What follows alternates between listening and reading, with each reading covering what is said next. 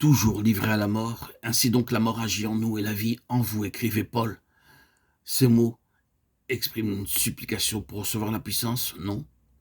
Pour obtenir le bonheur? Non encore.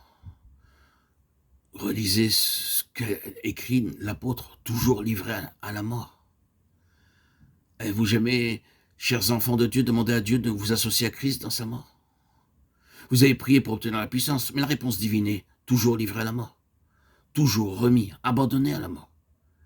Quels sont les instruments que Dieu emploie pour réaliser cette communion avec Christ? Un frère livrera son frère à la mort, Matthieu 10, 21. Relisez Matthieu 24, 9. Alors ils vous livreront pour être affligés. Ils vous feront mourir et vous serez haïs. Enfants de Dieu, êtes-vous prêts à être haïs? Ou bien y a-t-il en vous un sentiment cuisant, douloureux, qui déborde en ressentiment sur les autres? Eh bien, dans ce cas, vous n'avez alors pas encore appris ce qu'est le calvaire.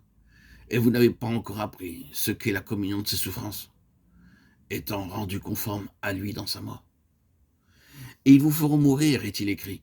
Et il y a bien des manières de faire mourir, même sans employer le couteau. Ils vous haïront.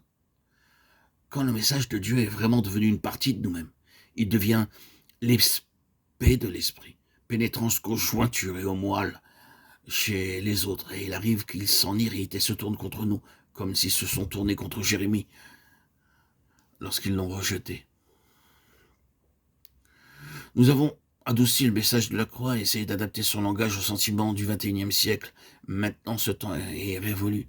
Si nous sommes fidèles, le tranchant de la croix se fera sentir.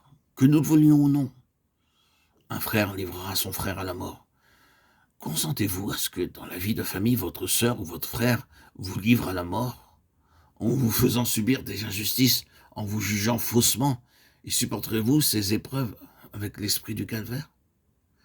Dans 1 Pierre 4, 19, nous disons que ceux qui souffrent selon la volonté de Dieu remettent leur âme au fidèle Créateur en faisant ce qui est bien. Car nous qui vivons sommes toujours livrés à la mort pour l'amour de Jésus. Nous qui vivons. Vivre ici, nous trouvons la vie s'épanouissant au milieu de la mort. La vie divine en nous ne peut pas être anéantie. Mais comme le grain de blé qui donne du pain et broyé, cette vie se brisera en livrant son parfum et sa puissance vivifiante en face de tout ce qui pourra la confronter.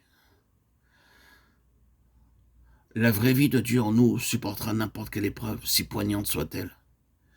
Mais quant à ce qui n'est pas de Dieu, le plus tôt cette chose périra et disparaîtra, mieux cela vaudra pour nous.